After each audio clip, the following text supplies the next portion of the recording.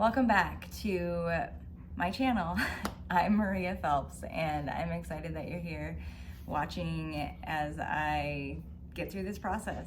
It's finishing up week 2 of breaking the navicular bone in my right foot. I actually took my boot off so I can move a little bit, but I'm definitely noticing after 2 weeks that my calf is getting a little smaller, so that's a little frustrating.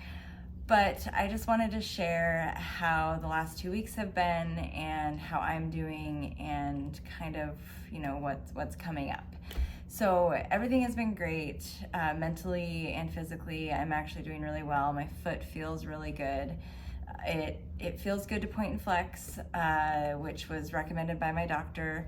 And then what doesn't feel the greatest is when I rotate side to side. So still working on that, still getting some of that mobility. But the cool thing is I've been aqua jogging, and that has been a lot of fun and really hard, actually. If you've never aqua jogged, it's a good workout. And today, for example, I did a 5-minute warm-up, and then I did 8 by 1:30 hard with 30 seconds rest in between. But then I did that 2 times. So I did 16 intervals.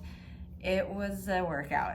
It was definitely a workout, and I didn't bring my headphones, so I literally was just in the pool for 40 minutes, and it was a lot of fun though. I just feel that it really helps me that I can do that, because it's a hard workout, but it keeps me moving, but it literally puts no pressure on my feet, which is really nice. And then I've been able to do a lot of lifts. I've been able to do a lot of modifications. So, the one thing that I'm not really able to get well is my quads. I found some workouts that I can do, but my calves and my feet. But it's gonna be fine. I believe that I'm strong in other aspects, and I was really strong going into this injury. That it's probably gonna take a little bit, but I think I'll be okay, and I'll be able to build back my calves pretty well. So overall, again, I'm feeling really good, and things are going great. I, again, mentally feel really good, and I have 4 weeks until I get, one doctor says I have 4 weeks, so April 8th is when I go in to see that doctor, but I am still waiting for a second opinion from an ortho in a different town. I just want to make sure that I'm doing the right things. So hopefully this week I can hear back from them, and we can kind of go from there and see if this is the right path that I'm going on. Just a few things though that kind of came to me this week that are pretty profound. I have been struggling with an autoimmune disease for quite a while now. I have Sjogren's syndrome with nervous system dysfunction, and I also am celiac, so comes with a lot of things. And I had a major autoimmune flare in 2018, and when I went through that flare, I was put to the ground. Like I couldn't do a lot. I literally couldn't walk around the block. So that was a very hard time for me, both mentally and physically. But since then, I, got into biking, went to triathlon, shorter triathlon, and then jumped into half Ironmans, marathons, and then now I'm racing track. And so that was 2018, and just the build up to now 2025.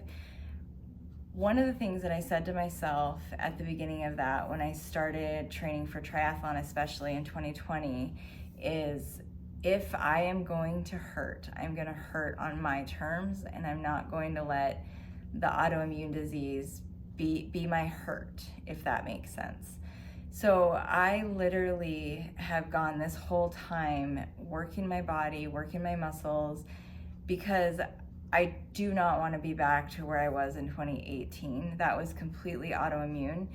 And now, like, fast forward is like I've been through some ups and downs with my autoimmune, but really since I started into Masters Track in October and really dialed in hardcore with my nutrition and having a good coach both on the track, and then having some good nutrition help and just some good quality products, I've actually been able to transition now where I truly feel that most of what pain I feel is actually from my workouts and not so much my autoimmune, which is really cool. It's very cool to not have the autoimmune be the ruler of the pain.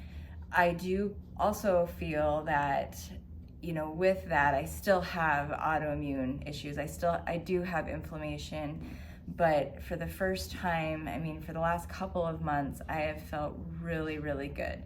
So even though I stopped running, I'm injured, and I have that issue, like the positive, there's multiple positives, but one of the really big positives is that I am now on like the better side of my autoimmune, which is just really cool. And it's very, very exciting. And, again, it's been the last couple months I really felt that way. And it just like came to me this week where I was like, I got to talk about this because I literally have always worked my body really, really hard because I didn't want to feel the autoimmune pain. I wanted it to be, again, on my terms. So to honestly say that I feel that it's more physical in my workouts than it is autoimmune is great. My gut feels good, my body overall feels good, my mental clarity feels good. So everything is kind of fitting well and working well. So that's exciting. And so yeah, I just wanted to share that because I think that's important for you guys to know, because autoimmune sucks, and I still deal with it. Again, I have the inflammation, and that kind of goes up and down depending on how I sleep and stuff, and the foods I eat. But I've dialed in. And so if you have an autoimmune, there is hope. Like you can do a lot. Like it can take time. Like I had that flare in 2018 and it's now 2025. So it's taken a lot of time to repair my body, but I know you can do it. And I've been able to do it. And again, still fighting through that. But that's been just something that I wanted to talk about. Okay, so that is a big piece of what I wanted to share this week, is just kind of getting through that clarity. And so yeah, it's been 2 weeks now, almost 2 weeks, and my family's been super supportive, so that's great. And I'm looking forward to the next 2 weeks from now, because actually we're gonna go to Florida. I'm gonna be able to see my coach compete and a few other people that I met at the World Championships. Yes, I'm bummed that I'm not competing, but it's okay. We're making a nice family vacation out of it, so it'll be good. And that'll be fun. It'll be fun to go to Florida and sit by the beach and have a lot of fun.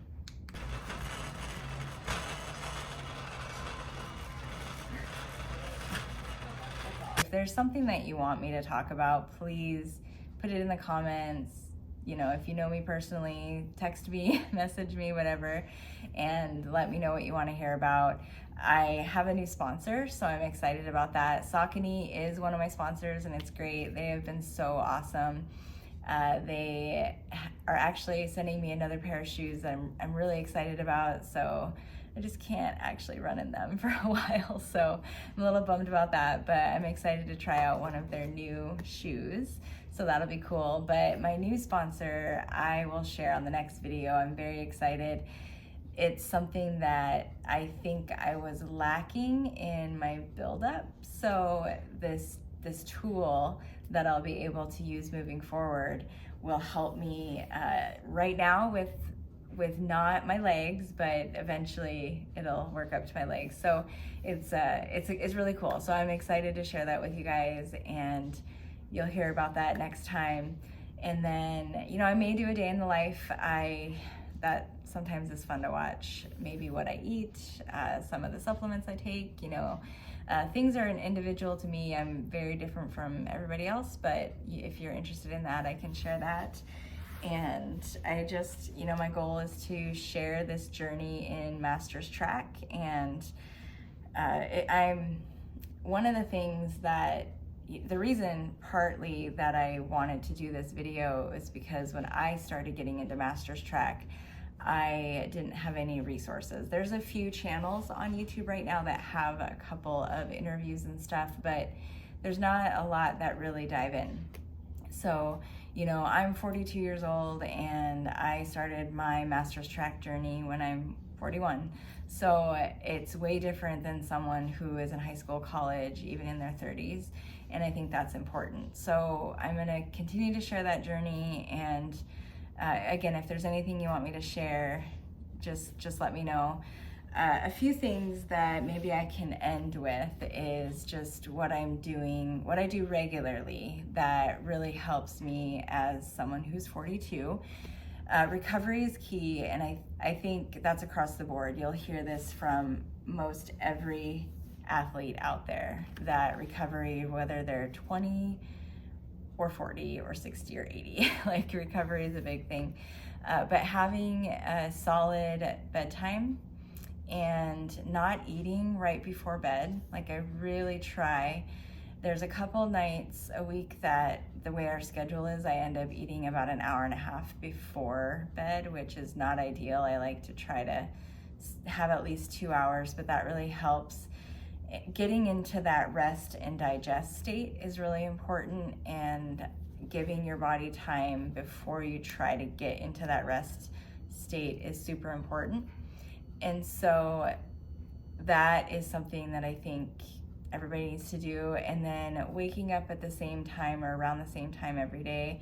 I wake up pretty early. I mean, I go to bed at 9:30, and then I wake up by 5. Sometimes, like through this process, actually the last couple weeks, I've slept in a little bit because I'm not doing the longer interval workouts that require me to get up a little bit early to get to the gym and have enough time to do warm up and cool down and all that stuff. So that has changed just a little bit. I'm getting a little more sleep.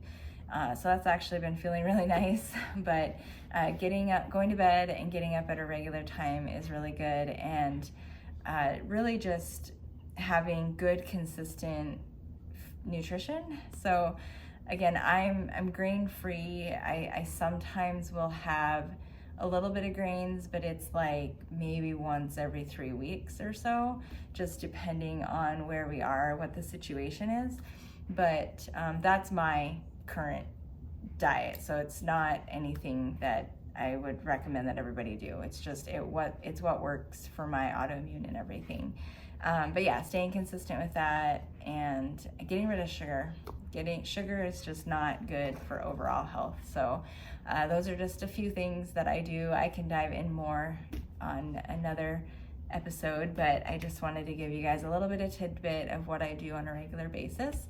But again, I am excited to share my journey. Thanks for listening, and hopefully I've got some good news from the second doctor next week. I will keep you guys posted, and thanks again for listening.